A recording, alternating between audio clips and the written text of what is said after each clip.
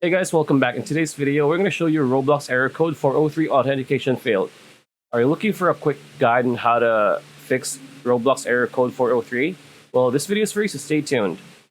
Alright, so what does error code 403 mean on Roblox?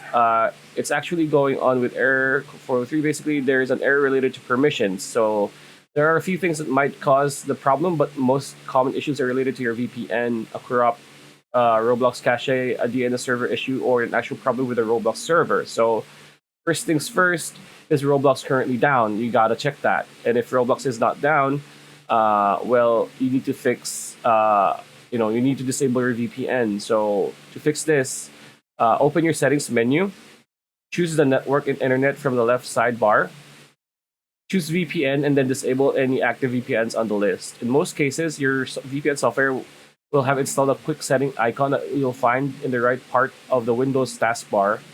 Look like an up arrow in Windows 11. From there, you'll want to right click on your VPN service if you see it.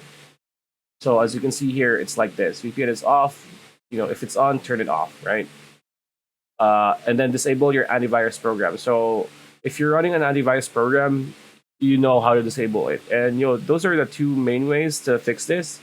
Aside from checking if the Roblox server is actually live. So yeah, that's pretty much it. That's a video. Hope you liked it. Like, comment, share, subscribe, ring that bell icon. We'll see you on the next one.